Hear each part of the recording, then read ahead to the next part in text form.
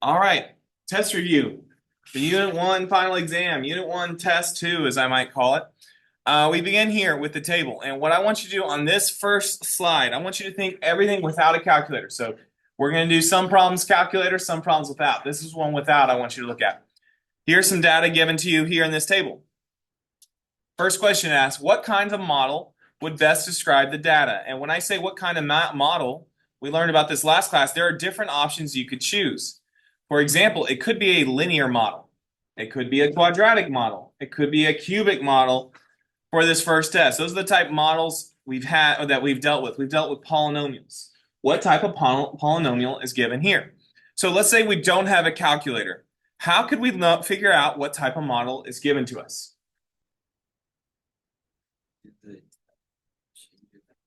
That's right.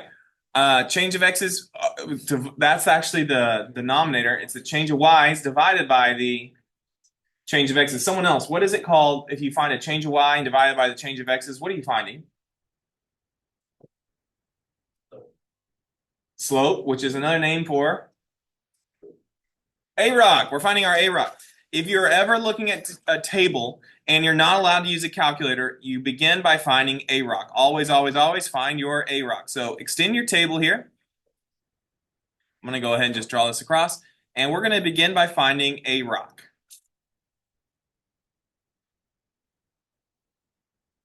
And now you just told me that the formula for AROC is the change of y divided by the change of x. All right, so first value, when I change from 5 to 11, how much have I increased or decreased by? 6. And for the change in y, I'm always going to put it if it's positive or negative. The change in x should always be a positive number. When they give us a table, it should always increase. So this should always be a positive. I don't worry about the plus or minus. How much am I changing by on my x? 1. So just do positive 6 divided by 1. I'm not going to reduce. I'm not going to worry about it. How about here? From 11 to 43. How much do I increase or decrease by? 32. Very good. And how much is my x changing by? 1. And we can see how much is the x going to change by all the way down?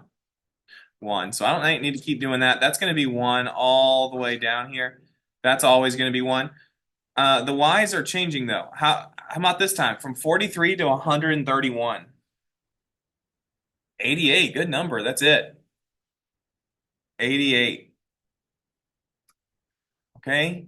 From 131 to 305. 174. It's an increase of 174. And last one, from 305 to 595. 290. Very good, math. 290. 290. Great. Okay, so if you're using a calculator, what you're looking for is the first column that is constant. Are these numbers constant all the way down? Are they constant? So this is not constant. We're going to continue on. So now the next column, what do we call, if this is AROC, what do we call the next column? Delta AROC.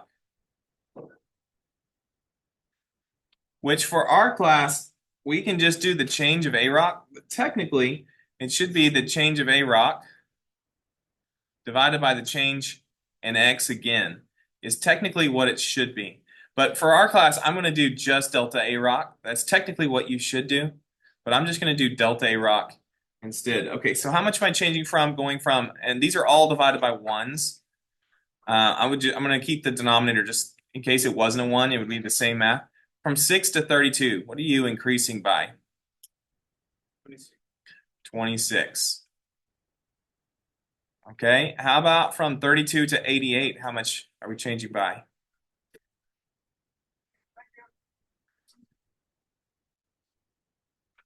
56. 56. I agree with that number. Okay, how about 88 to 174? 86. It's 86. Great. You might have figured out the pattern here. All right, now what about this last one?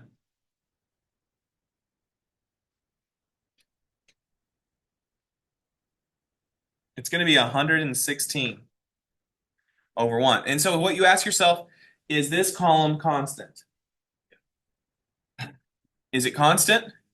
No. So you would add another column.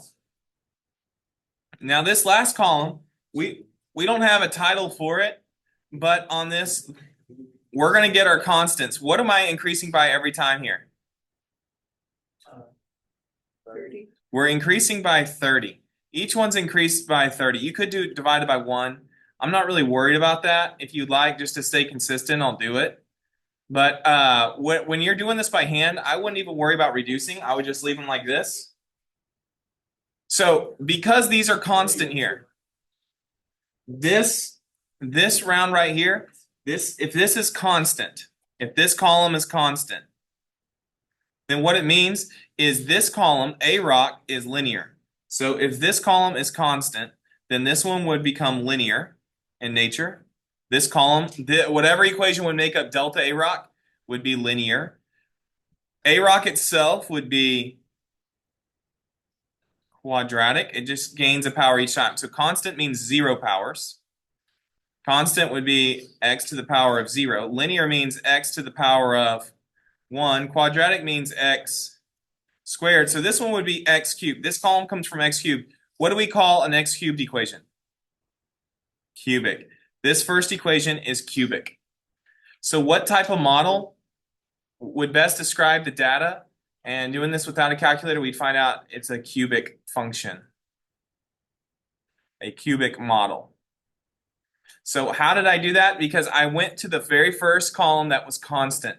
And starting from there, you backtrack. Each time you backtrack, it gains a power. Does that make sense to you? So if this is constant, then this is linear, then this one's quadratic, this one's cubic. Said another way, if this is constant, that's x to the 0. So then x to the first, x squared, x cubed, and so on. Make sense? What is the regression with a calculator? I think I did that on the next slide. On this one, put next slide. Next slide. I made a quick adjustment. I meant to delete that. I forgot. So don't worry about that one. Okay, so now here's my question. What type of polynomial represents A rock? So what type of polynomial represents A rock? X squared, which is what name? A rock is quadratic.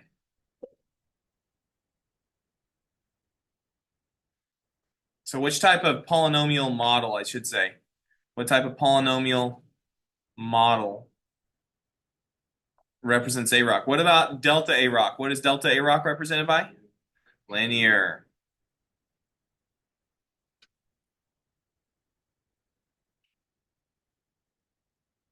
Finally, let's talk about concavity and inflection points. Do you remember how to do this? This is very important that you remember this.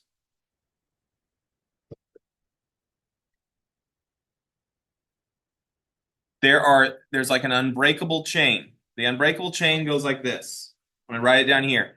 The unbreakable chain goes like this. If you are concave up in one column, if one column's concave up, then the next column, does anybody remember? It was either increasing, decreasing, or positive, negative. Do you remember what's true in the next column? If one column's concave up, the next column is increasing. And if one column's increasing, then the previous column's concave up, and the next column is positive. Very good. That's like an unbreakable chain. They always go together that way. Now, let's change it up. What if it was concave down? What would that mean? It's true of the next column. It's decreasing.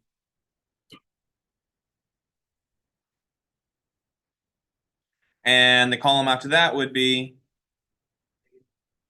negative. Now, when we do this, I'm going to just call this the unbreakable chain here. And do you know what I mean by unbreakable chain?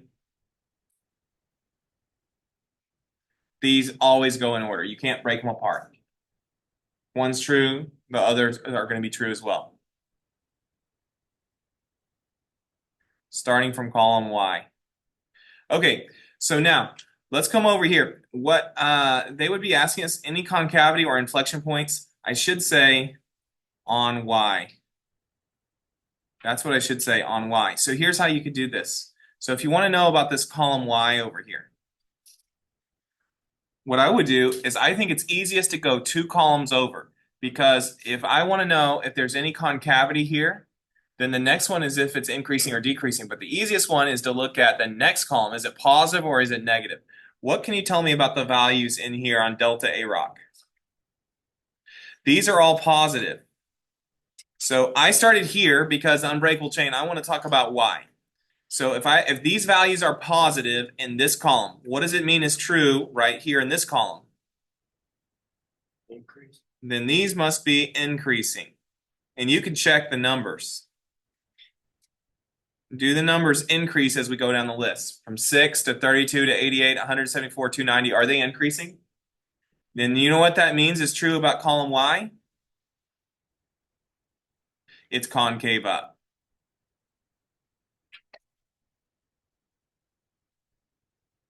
Since this is positive, then this is increasing and this is concave up. And what's the interval that's concave up on? What's the x's that we're concave up on? From 0 to 5. So I'm going to say here concave up on 0 to 5. Oh, I'm frozen up here. 0 to 5. Okay, and one more question before I finish this off. Do you remember what the difference is between a bracket and a parenthesis? Like, why did I use brackets here and not a parenthesis? If you have real data, you use a bracket. If it's like infinity, is infinity a real data point? No. Or if you had an open circle or an arrow, those would be parentheses. But if it's real data points, you use a bracket. Okay, so that's the unbreakable chain. So let's just, could I look at this column? Yes, I could. What can you tell me about this column here? That this is, it's not increasing, it's not concave, anything, but I could say this one is, it is constant, but is it positive or negative? You could say this is positive, that which would mean this one's also, no, it doesn't go positive, positive. If one's positive, well, then what's true next to it? Increasing, which means this column itself is also concave up. So both these two are concave up in this case. But this is the unbreakable chain you need to remember. If one column's concave up, then the column to the right is going to be increasing, and the column right after that is going to be positive. If something is concave down, then the column to the right is decreasing, and the column to the right of that is negative. Now, you could start anywhere in this, you could be anywhere on this chain. And if one's true, then it's true both sides of it. Make sense? That is an unbreakable chain. If one is true, the other three, or the other way across is also true. Make sense? All right. That's all without a calculator. All right, now let's go to the next slide. Now let's look at the same data, but with a calculator. So first, what you might have to do in the test is it might say something like this. Write 2 equations that could be used to find the values A, B, C, D in a cubic regression. Now, here's what I mean by that.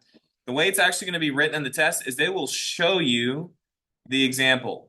Instead of saying cubic regression, they will say, go ahead and write this down, that f of x equals ax cubed plus bx squared plus, let me write it down below so you can see it easier. How about this? F of x equals ax cubed plus bx squared plus cx plus d. Notice what letters did I use other than f of x and the x's? What other variables do you see in there? A, B, C, D. Those are actually constants. So what they'll do on the test is they will not say cubic regression. It'll say, write 2 equations that could be used to find the values A, B, C, D in, and they would give you this equation there. So if we were to do that, we would need to plug in 2 points. It doesn't matter which 2 we use. So what do you think are the 2 most simple to plug in?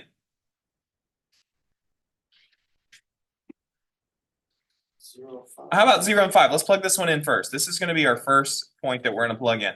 It doesn't matter which ones you choose. Let's just choose 0 and 5. Okay, tell me, what do I put in for f of x? 0. All right, nope, not 0. What is f of x? The same thing as x? f of x is the same thing as, all right, I need everybody speaking up. F of x is the same thing as y. So what do I put for f of x? A 5. You'd say 5 equals, do we know what a is? No. So I'll put an a. Do we know what x is? 0. And so in parentheses, put 0 cubed. Plus, do I know what b is? No. Do I know what x is? 0 squared. Plus, do I know what c is? Put a c. Do I know what x is? 0. Plus, do I know what d is? No. We technically could solve for d right there without doing any math work. Okay. Now we have to. It says write 2 equations. How do I write a second equation? A different point. So what point do I want to use now? 1 and 11. Doesn't matter which ones we choose. No, but I would just use the most simple ones because it'll be the easiest to write out. Okay. What do I put in the place of f of x, which in this first equation? Here's my first equation. Now here's my second equation. You got it? You said what goes first?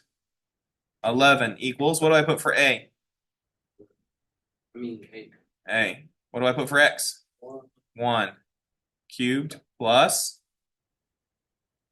b times 1 squared plus c times plus d. Okay, that would be a point on the test. That is going to be like when you take your real thing in May, one of the free response questions. That's the first point. It'll be AI. We'll be do that. The second point is to actually find the value. So this part is calculator. So here, I want you to do lists and spreadsheets. I should have asked us here to solve for the letter, so we're going to do this now. Go to your calculator, choose lists and spreadsheets. We did this, if you were not here, we did this on, what day did I last see you on? Wednesday? We did this on Wednesday last week. So go to lists and spreadsheets. I want to slide this over. At the top of your columns, very important thing that students forget, and you have to label your columns. So come up to the top spot, put an X there.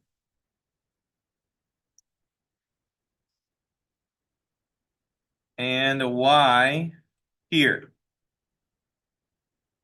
So go ahead and label the top, and now start typing in your values.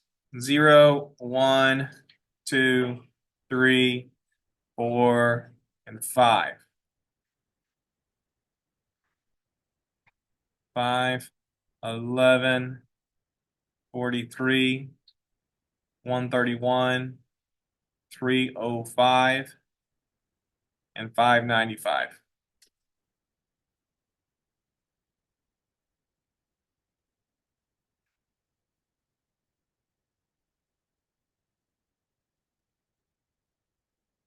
Have all that typed in?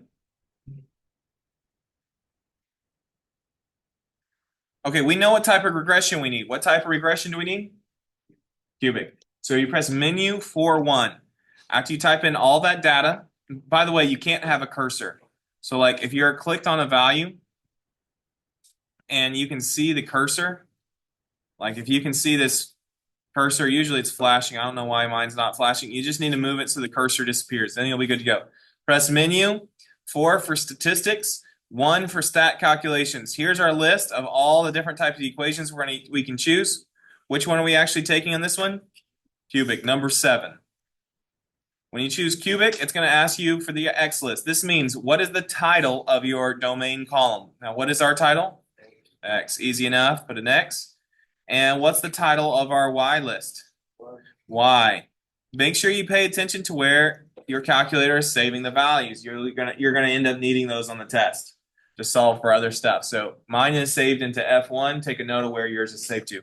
After you have those put in, you can press enter twice, and it should, on the second enter, give you your values here.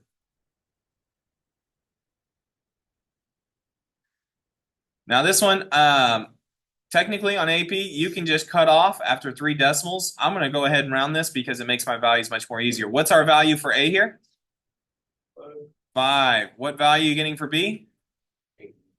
Is yours actually say -2? Great, that's what it's supposed to be. Mine obviously didn't quite get there. What about you getting for C? 3 and D? 5. Perfect. Those are the values we need here.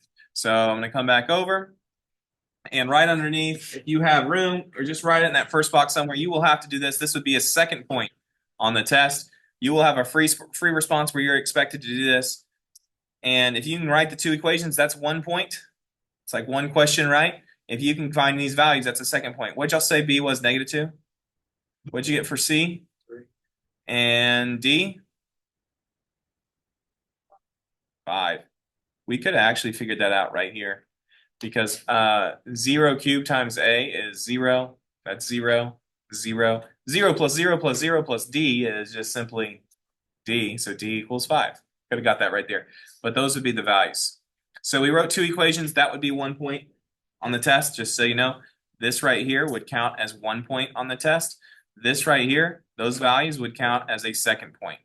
Make sense? It counts as 2 different points of the test. Your test has a total of 32 points to earn for a perfect grade.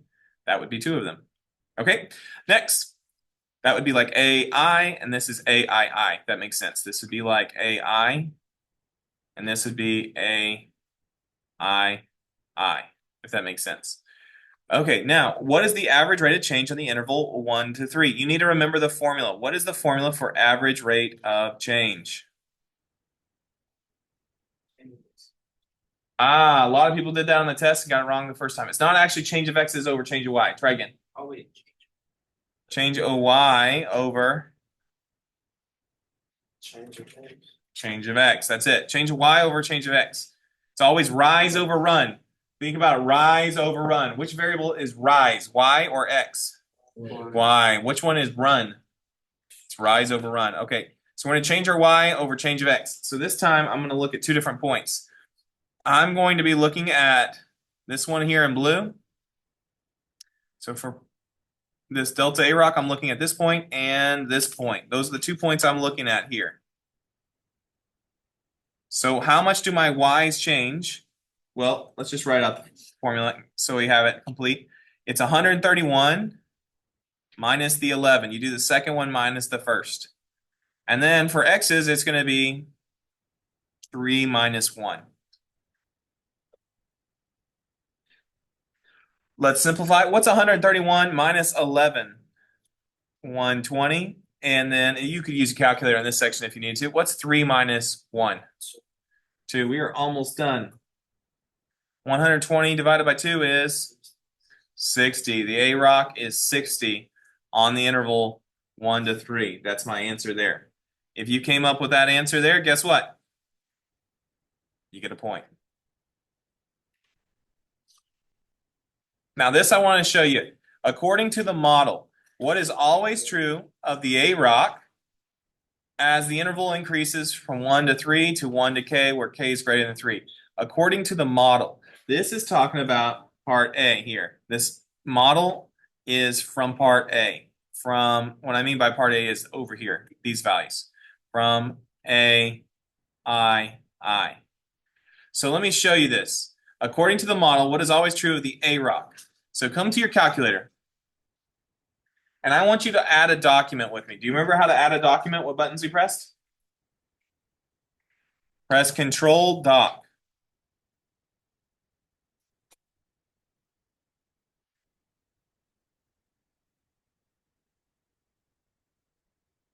And I want you to add a graph. Now, when you hit Add Graph, your calculator probably starts on F2, like mine. Now, why does it start on F2? Anybody remember? Or anybody know? Because we already saved our data on F1. To see that, press the up arrow, and it'll show you F1. Now, mine is giving me a whole bunch of decimals. Yours probably is just saying 5. Is it saying 5x cubed? What's yours saying? Oh, it's showing the same numbers? Okay, that's fine. Press Enter.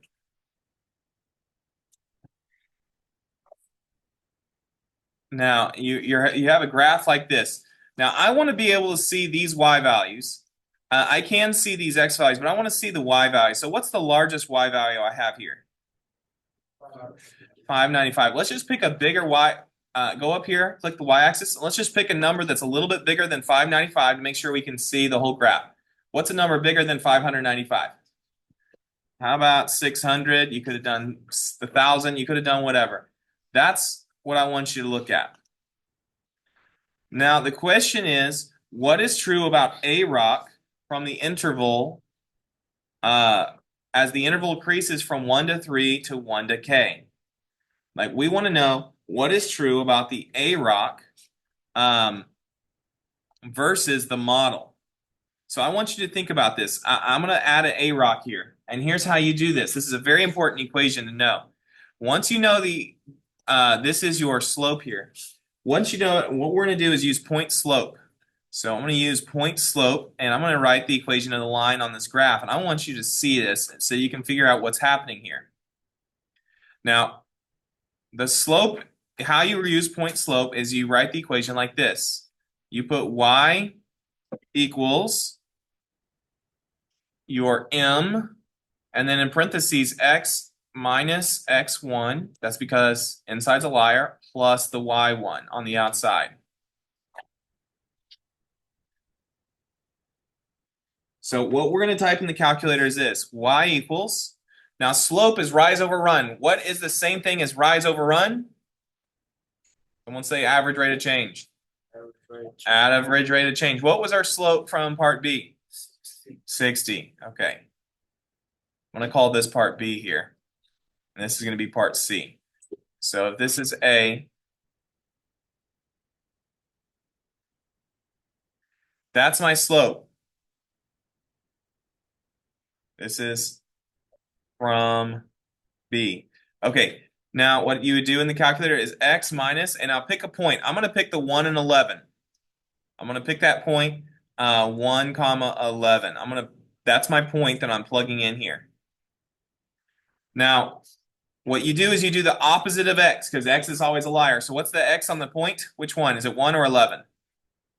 1. So I'm going to do x minus 1. Why am I doing x minus 1? It's the opposite. Okay. Now, what about if I do, and then on the outside, the y stays the same. So what do I do for the outside? Plus 11. That's the equation we're going to type in. Okay. We're going to type in that equation. I want you to see what happens. Okay. Press the tab key. Oh man, my calculator's frozen up on me. I don't know what's going on. There we go. I want you to get a second equation. So do you have your second equation where it says F2? I don't know what's going on in my calculator. I might not be able to get another equation. I want you to type in what we just came up with.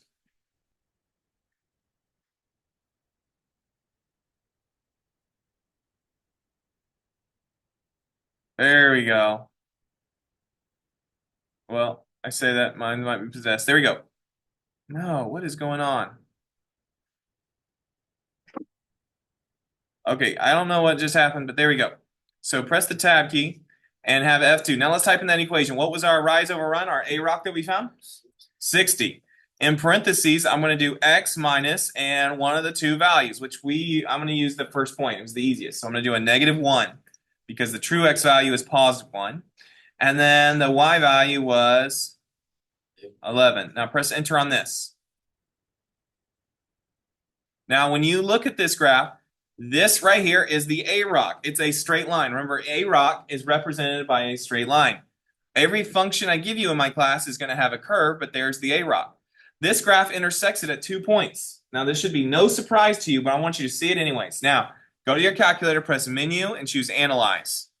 Menu, and choose Analyze. Stay with me, please. Menu, Analyze. I want you to choose Intersection. On the lower bound, go to the left of our first intersection and click. So when you choose intersection, it's going to ask for lower bound, go to the left, click. Then it'll say upper bound, go to the right. Where's the first place our A rock and the equation intersect one another?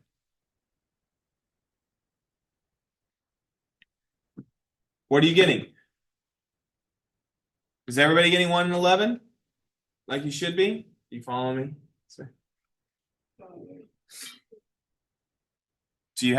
Were you able to get this equation and all that? Okay, let's do it again. I want you to do menu analyze. Choose intersection. This time, go to the left of the second intersection, click. Go to the right of the second intersection, click. What point are you getting this time? 130. Now, this should be absolutely no surprise to anybody. You might not have known it, but now that you see it, it should be absolutely no surprise. Why should it be no surprise? That we get these two values.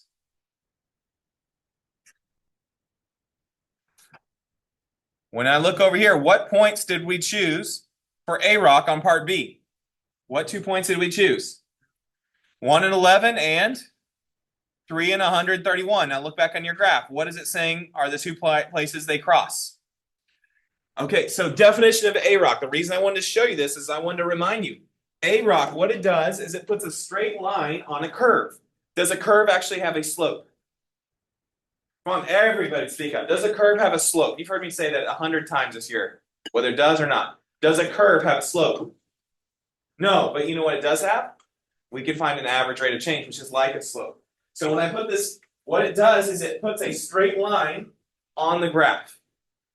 Now the question is, what happens as my K changes? So let's go back to your packet. What does it say on part 3 that we're supposed to be doing?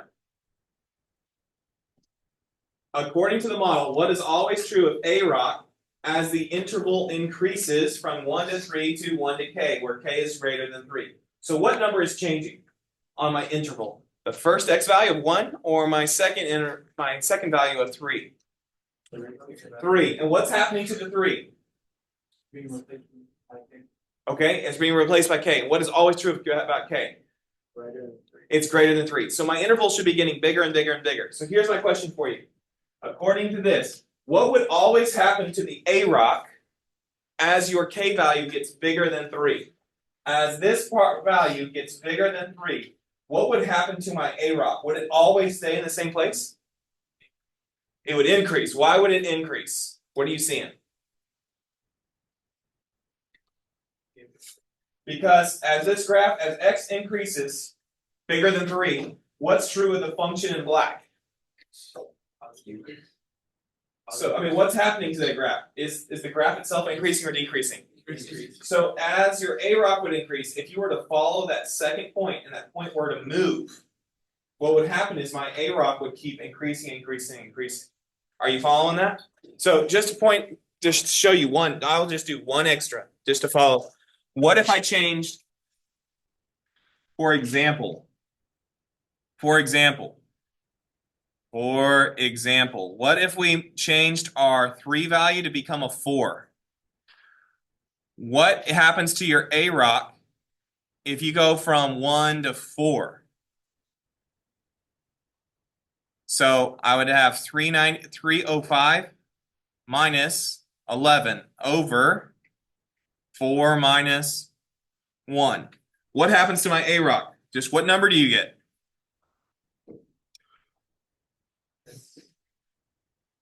$294 divided by 3. 3 does go into that.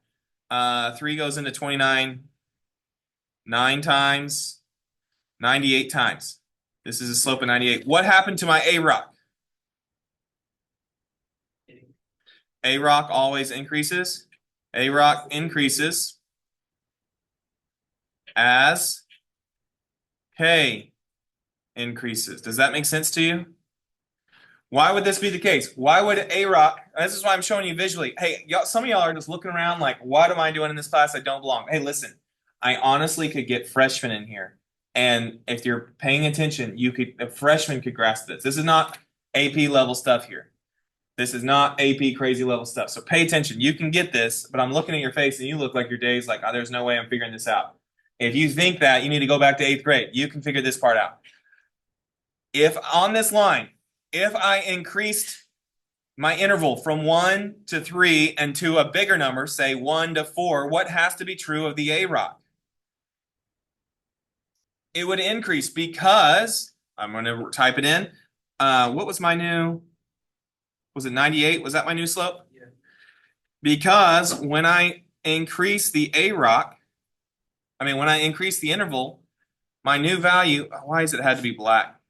But you see how as I follow, if this point goes up to the right, I mean, if I increase my interval and then move it to further and further to the right, what's always going to be true of my AROC that connects the 2 points? It's always going to increase because my function is increasing. Okay, different question now. What if I did not increase this to the right? What if I increase the left point to the left? Would my AROC still get bigger? Or what would happen to my slope of my line? If this point had moved further left, would the slope be greater or smaller than that? Smaller. So the answer to this one was, according to what is always true of AROC, AROC is always increases as K increases. That's the answer to this one. AROC increases as K increases. That would be your point there. That's what you would need to notice.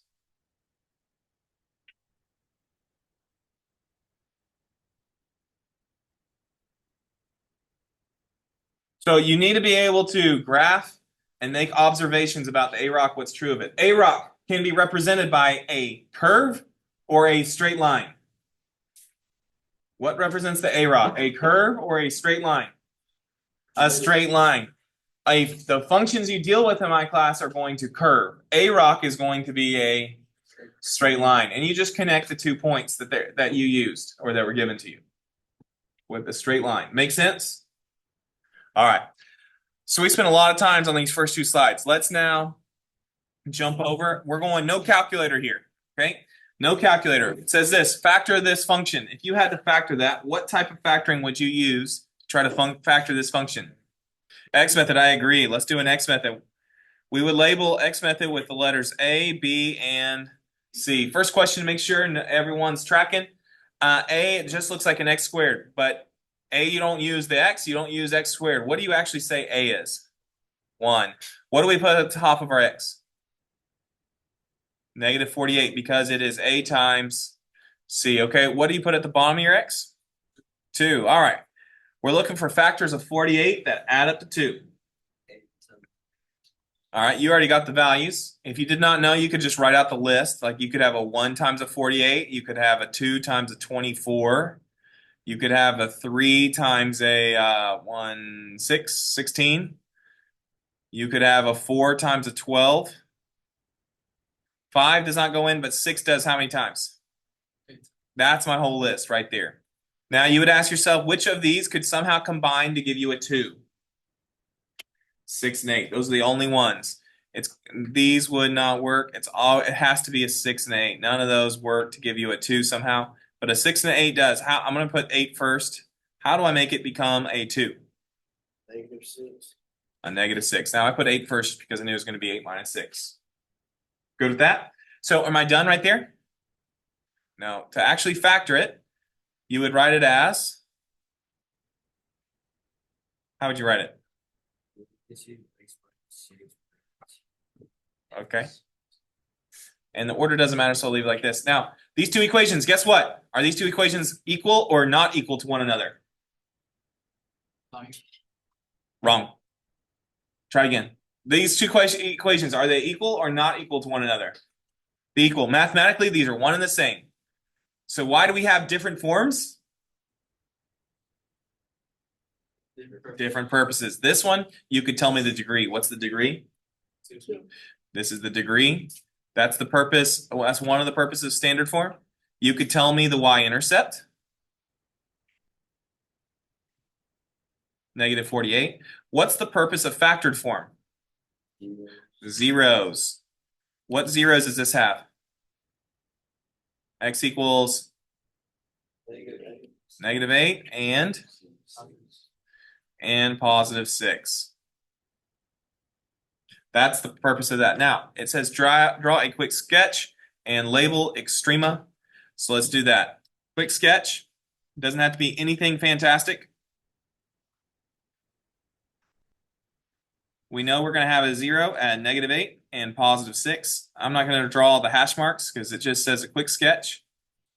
So how about this? I'm going to go out to the left and put a point and say that's -8. I'm going to go to the right, not quite as far.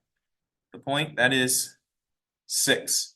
We also have a y-intercept located where? Negative 48.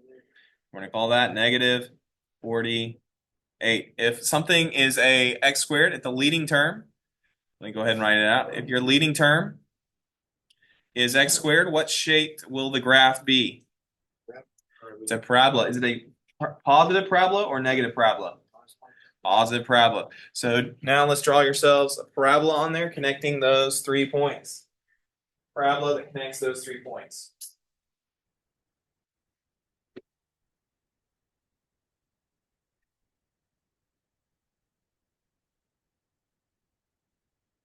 From here, you might be asked questions.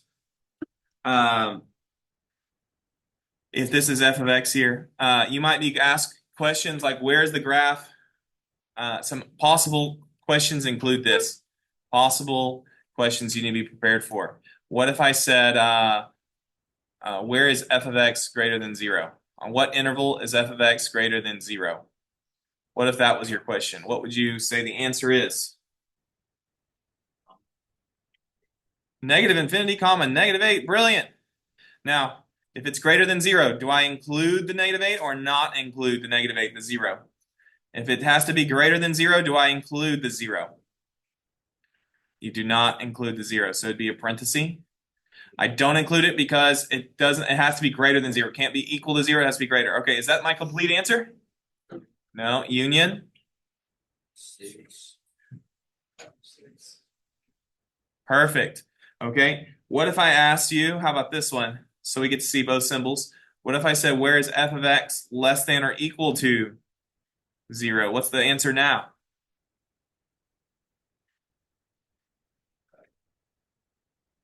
Negative 8 to 6. Brackets. With brackets, good. Why does this one get brackets?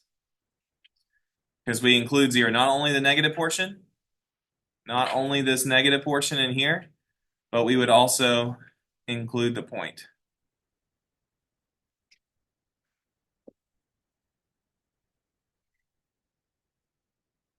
Make sense? Oh, it says to label extrema. Does this have any extrema? There would be one extrema. What type of extrema? An absolute or, yeah, you could call it, everything's always local. And so you'd say it's an absolute minimum. Now, it might not actually be at negative 48, but this is an absolute minimum. There's an absolute minimum somewhere between negative 8 and 6. Actually, if it's a parabola, it's right in the middle. So it would actually occur at negative 1. The minimum would occur at negative 1. You don't need to know that without a calculator. You just need to know what type. But this would be an absolute minimum. It would be at x equals negative 1. How I know that is because with the parabola, these would be split apart from one another. A parabola should be symmetric. I just drew it that poorly. It would be at x equals negative 1. That would actually be the minimum down right here, because this would. Are you following what I'm saying when I say x equals negative 1? Why that would be it? How many units apart is this from the negative 8? 7 units. And how many units is from negative 1 to 6? That's why these should be symmetric, so the minimum should actually be somewhere down here. So I just did not draw it very well. This parabola should have gone through there, kind of like that, or whatever. But it is what it is. I didn't draw it that great. Get over it. Whoops. So it should look more like that. All right, there's that part. Next one, draw a quick sketch and label extrema for this function. All right, walk me through this. What type of form is this in? It's factored form. What's the purpose of factored form? What could we find? Zeros. Let's write out the zeros then. What are my zeros here on factored form? I see an x squared. That's all it is, x squared. Not 1. If it were 1, it would be in a parenthesis x minus 1. 0. It's 0. Very good. It's 0. Now, what does the power mean? Multiplicity 2. Good. Okay. Negative 3. Okay.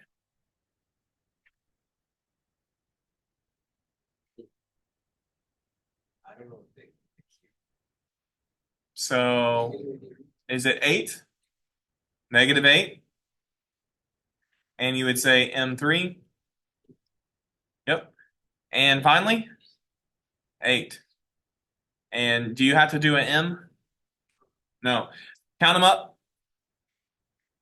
What, to find my degree, you need to count up total x's.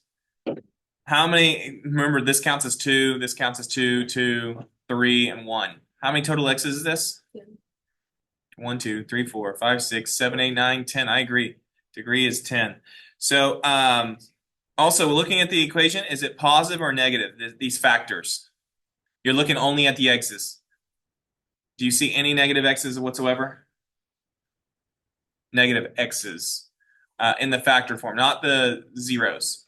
When you up here, are they going to be a positive leading term or negative leading term? Positive. Positive. Okay, so that means it's a positive degree of 10. So in behavior should look like a parabola. Why am I doing this when I got tool? Let me get a straight line.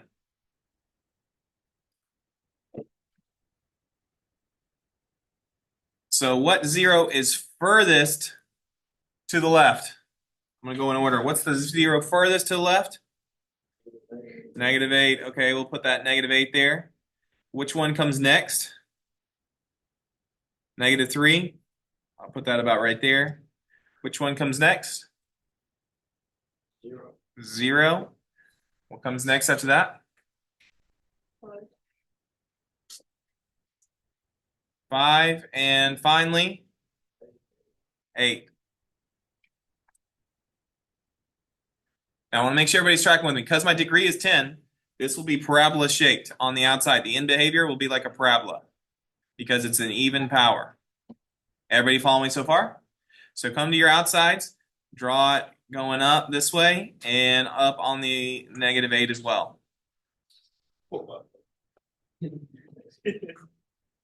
Everybody notice what I've done so far? We good there? Now, at negative 8, what type of multiplicity do we have?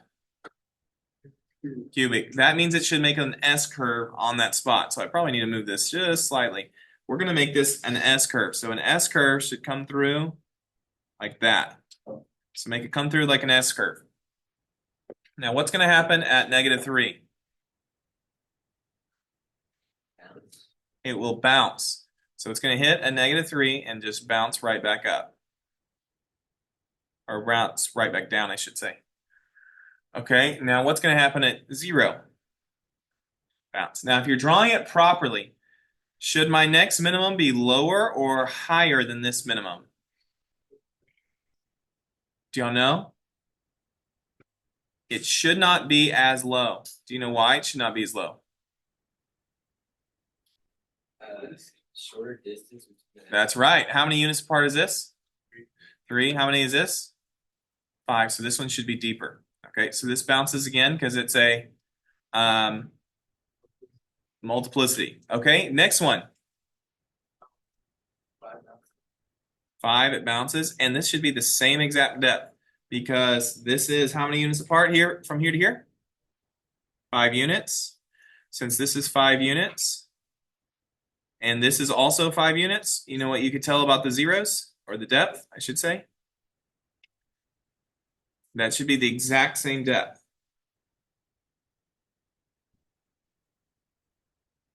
Now what happens at 5? Bounces again. And now this one, how many units apart are these two? 3. So this should be the same depth as this one. So something like that to end there.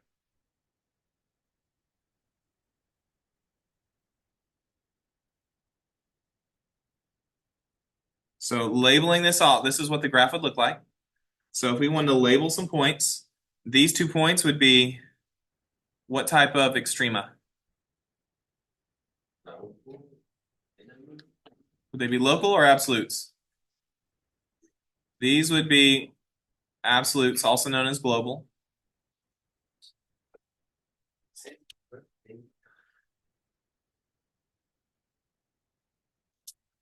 Now tell me about these 2. Those would be local.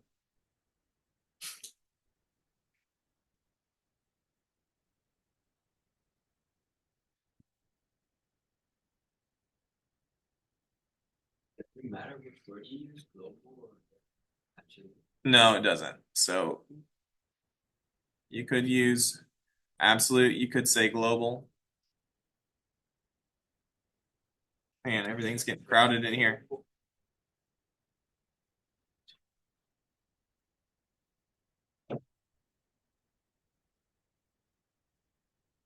And on local, you could also use the word relative.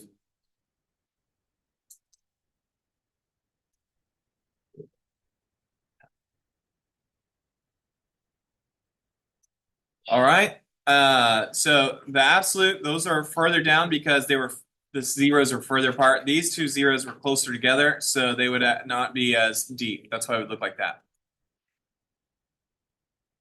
All right. Does this have maximum? Are these maximums, these arrows?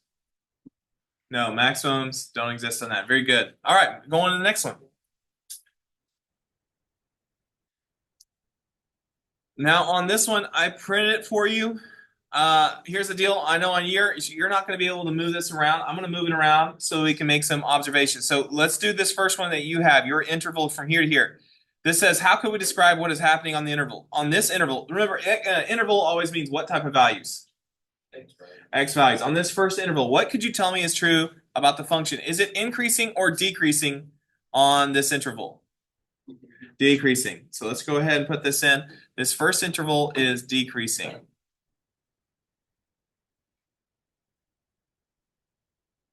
Now, would you say, actually, you know what, just to save space, I'm just going to circle it up, decreasing. The function is decreasing. Well, is the function itself positive or negative on this interval? What makes it positive if it's decreasing? That it's greater than the x-axis. It's greater than the x-axis. That's why I would say it's above the x-axis. That's why it's positive. Okay, is this function concave up or concave down? Is it curving up or is it curving down? Which way is it curving? It's concave down because it's curving downward. That's concave down. Now, that's all you can do really on your packet given what you have. But now I'm going to move mine around. What if I ask you, is everybody good if I move around? Okay, so now, what if we went from here to there? What could you tell me? Is the function increasing or decreasing? It's only increasing.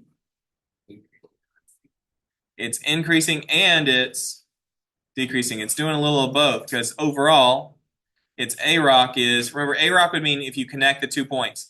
If you connected the 2 points, what can you tell me about the AROC? It's constant, it's 0. Yeah, so because of that, this curve must be increasing and decreasing, but it's the opposite order. It first decreases and then it increases. I'm going to leave that off for this interval. Okay, is this graph positive or negative on this interval? This would be negative because it's below the x-axis. Okay, is it concave up or concave down? Is this graph curving up or curving down? It's curving up. So this would be concave up. Okay, tell me about from here to here. Is the function increasing or decreasing?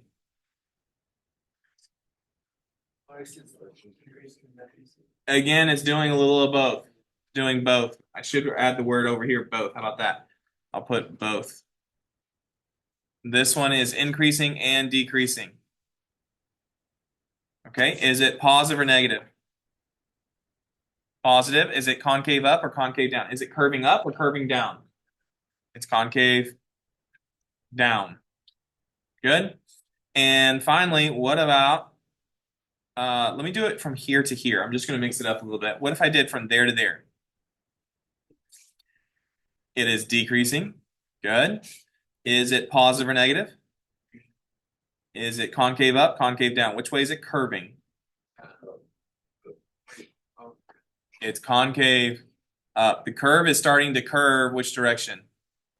It's curving up. That would be concave up. All right. Questions over that?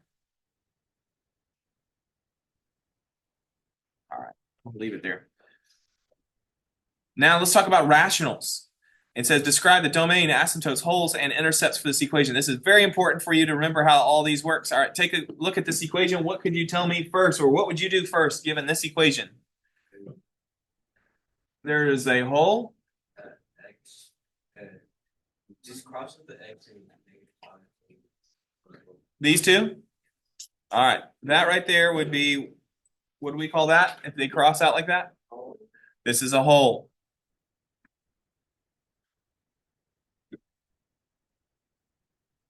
At x equals what number? Okay,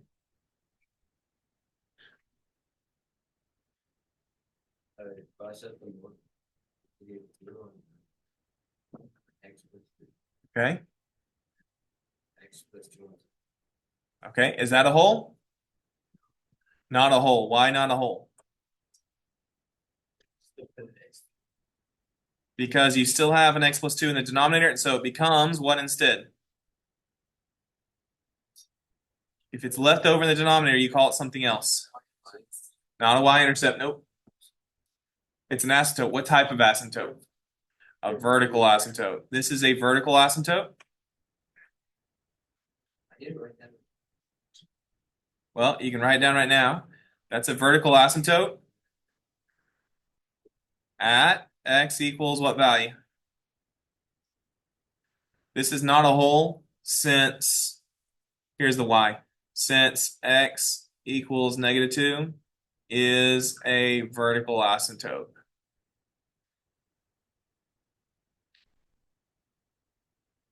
So even though you crossed out one, even though you crossed out one of them, this other x plus 2 factor becomes a vertical asymptote. That's why it's not a hole there. Okay, tell me about x plus 3.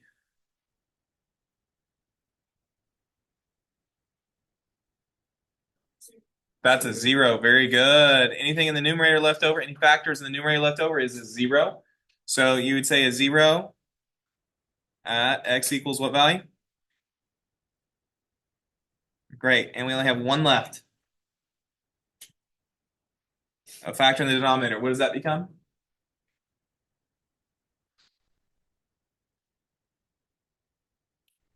Any factor in the denominator is a vertical asymptote. At x equals what value? Okay, there's one thing we're not quite done on. I'll let you think about it, look at it. Some of you already might know. What's the one thing we're not done on? Oh, why? I know it asked for it. I'm not going to do the y-intercept. There's something else, one of the values we wrote down that we're not complete on. X plus 2. We haven't done the domain. We could do the domain, but there's something else. Don't worry about these instructions for a second. Just look at the values we wrote down. There's something we did not fully complete. Not that yet. We'll get that in a minute. Glad for you to remind me. It's the hole. You don't actually write a hole this way. A hole is a point. Do you remember? We know the x value is 5. How do we get the y value?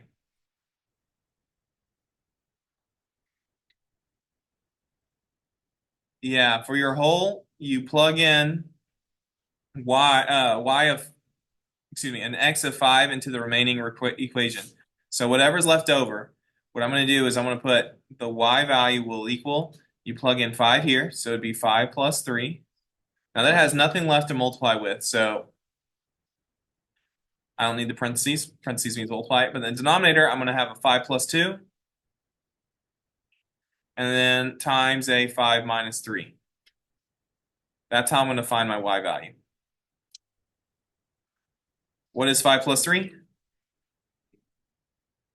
Divided by, what's 5 plus 2? Times 5 minus 3? 2. 7 times 2 is 14. 8 over 14 could be simplified to become, goodness gracious, 8 over 14 could simplify to become 4 over 7. And so that's the y value right there. 4 over 7. Okay, as you look at your final equation, does this follow Bobo, Botten, or Bobo, Bots, or Eads DC? Is it bigger on bottom, bigger on top, slanted, or is it exponential the same? Count up your factors. How many factors are left over for the numerator? Just one. What about in the denominator?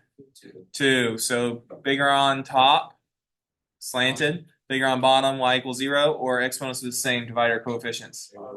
Bigger on bottom. So our horizontal asymptote here, or horizontal asymptote would follow horizontal asymptote would follow the rule Bobo. So the horizontal asymptote is just y equals 0. For those rules, bots, Bobo, HTC, it's always y equals. That's always a y equals. Domain, if you're asked about domain, the domain is you're not allowed to divide by 0, so it's any factored value that was ever in the denominator. Where it cancels out or not does not matter. You're not allowed to be any of these values in the denominator. So I'm not allowed to be. X cannot be. What would be the 0 in this factor? -2. X is not allowed to be -2. X is not allowed to be the 0 in this factor either. What would be the 0 here? 5. X is not allowed to be 5. That's an open circle, not a closed circle, the whole. That's why it's not allowed to be 5. And then what about right here?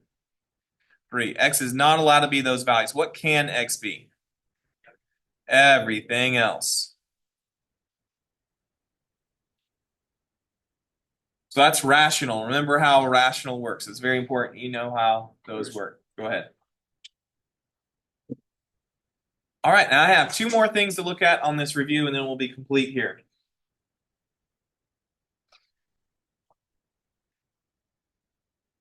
So by the way, if you needed to graph that, you could base it off of, you'd plot your 1, 0, you put on your asymptotes, you connect in between there.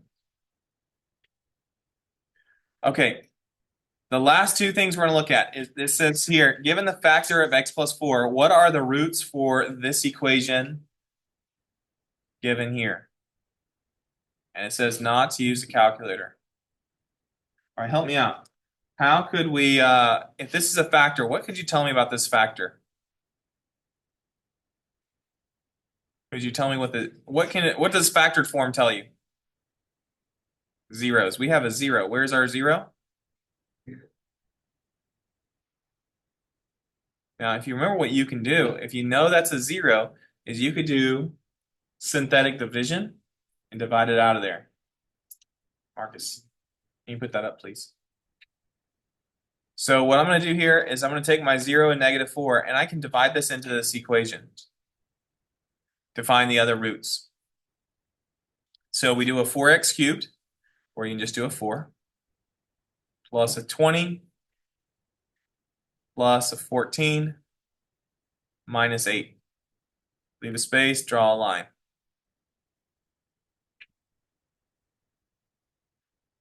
Do you remember how to begin from here? Drop the 4 down. 4 times -4. Oh, -16. So we have a positive 20 minus 16 becomes a 4. So we're following our mama, if you remember. We're multiply, adding. What's 4 times -4? -16. So it's a positive 14 minus 16. -2. And so now we're multiplying -2 times a -4. Positive 8, which gives us, that should not be a surprise, because if the remainder is the y value, so that's telling you it's a 0. So if your remainder is 0, that means that x minus 4 is a 0, which we already wrote up there. And therefore, x plus 4 must be a factor, which they also already told us. Now, we knew that. So what was the point of us doing that? Well, we can state this. If this was x cubed, what is this now? X squared. That would make this one an x. And we could factor the rest without even using synthetic division. We could find our other roots. Now, what I would recommend, this is a trinomial. So here's what we've done so far, if you don't realize. We factored out the x plus 4. We're saying that f of x, that's written up there, is the same thing as x plus 4 times this quotient. 4x squared plus 4x minus 2. That's what we've just done. We just established that this cubic function right up here, this cubic function is the same thing as this factor times that quotient. This quotient times the factor would give me the same equation, but I'm factoring it now. I'm turning this from standard form into factored form. So what's the best way of factoring this trinomial? X method. Now there's a method I would do before that. GCF. What is common across 4x squared plus 4x minus 2? Let's pull out that 2. So how I could rewrite this is 2 times, now if you divide everything by 2, what are we left with? 2x squared plus 2x and minus 1. Good. Now, how would we factor that? X method. Let's do X method.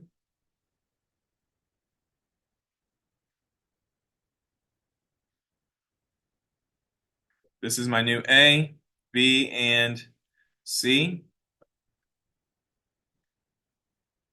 What is 2 times negative 1? Negative 2, and my B value is 2. What are factors? What did I do?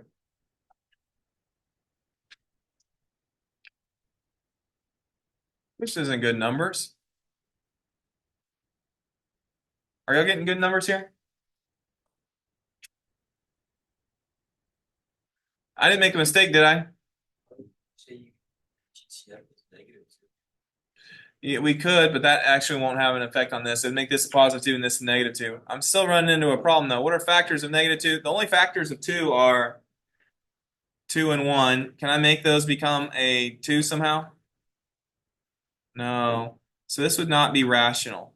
I did not remember doing this. So this means it's quadratic formula. What you can do on this, you could use there's a calculator. Well, the calculator doesn't give you square roots though. So it's not rational. You can't do it this way. You'd have to use the quadratic formula. Do y'all remember the quadratic formula? I don't remember putting this on. I wonder if this was a math error on my part. The quadratic formula is this: x equals negative b plus or minus the square root of b squared minus 4ac, all divided by 2a. You could plug in your numbers and go from there. But on this problem, the whole point of doing this is no calculator, and I would not give it to you like this without a calculator. This was a mistake on my part. Somewhere on here, I have a mistake. Do y'all want to keep working it, or you want to just stop there? Since it is a mistake on mine, y'all would have better numbers on the test. Y'all want to just stop here? I don't know what I screwed up, but I obviously screwed up something when I came up with this. All right. Let's look at the last slide then. Go ahead. So this last one says, what are the extremum of this function on this interval? Now, this is something I told you as we were reviewing the results of midterm number 1 that you need to remember in the calculator. If it says with the calculator, what are the extremum? What does that mean again? The minimums and Minimums and maximums, and it gives you an equation with an interval. You need to type in that interval so the graph cuts it off. So let's go through this process again. Go to your calculator, press the home button. Choose new document, and don't save.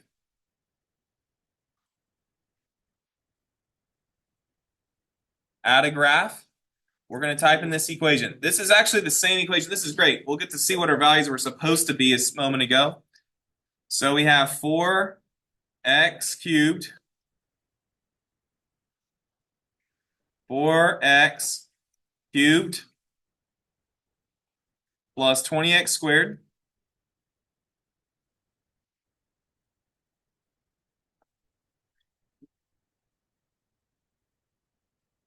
plus 14x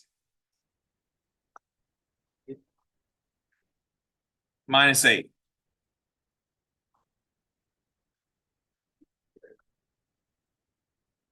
Now, before I press enter, I want to know just the interval. Ace, if you can take out. I want to know just on that interval from -1 to 5. Do y'all remember how to make the graph cut off? You put the. Called the pipe. Oh, Yeah, pipe. That's all right. You put a pipe. It is going to look like a little line. Do you remember where to find the pipe? the. Control. Control equals. Good job. Kyron, I heard you first. Good job. Yeah, go in there. Choose the pipe. Good teamwork there. We want it from -1. You'll have to do less than or equal to. That's the buttons we have to use. So go back in there. Less than to equal to x, which is less than or equal to 5, I believe, were my numbers. I'm going to check it real quick before I press enter. Yeah.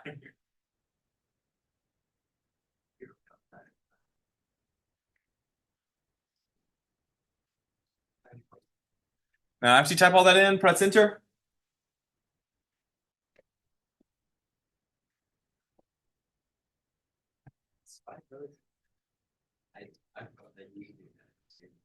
Now, you might remember me saying this, you might not. If you ever have a restriction like that, an interval, you can use Zoom Fit, and because the calculator will do that perfectly. So if you have an interval, use Zoom Fit because it'll do it perfectly. So press Menu, choose Windows/Zoom, and choose Zoom Fit, the letter A. What that'll do is on that interval, it'll make the Y values perfect for us.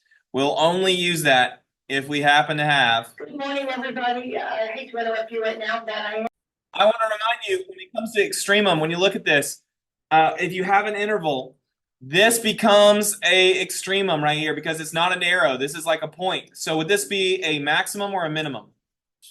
Maximum. Go to Menu, choose Analyze, Maximum. Make sure you're the left of that point and the right of that point, and it'll give you the value that's okay. My interval was way too big. I need to change that for the future. I'll probably change it to a 4. But yeah, let's just go ahead and change this to a 4. Do you want to do that to a 4 so we actually see a value? Nah, we can leave it for now. In the future, I'll probably have changed this to a 4 so we'll get a different value. That's saying 1060, I believe. That's what that value is. Okay, what would this value be right here at the very end? Actually, how about this? Let's go find the minimum. Press Menu, Analyze Graph. I want you to choose minimum. There's a minimum down here in between -1 and 0 somewhere. There it is. Its minimum is -10.7. This point right there, believe it or not, this has a second maximum. Press Menu, choose Analyze Graph. We have a second maximum, and I'll explain how I know it's a maximum here in a moment. But if you go to the left and then go to the right of the very first point, you'll see that that is in fact a maximum. And I'm going to go ahead and change my equation so that I can prove to you that it's a maximum. I'm going to change this in the future. I'm not going to have the restriction from -1 to 5. I'm going to make it to 4. So I'm just going to do this so that Zoom Fit, it's not quite so large. Menu, Windows, Zoom. I'm going to do Zoom Fit again so it zooms in just a bit more for me. As you can see now, this little point there is higher than at the end than the points around it. So that point would be a maximum and this would be a maximum. I know I just changed my equation. I made the interval from -1 to 4. But you could see those points.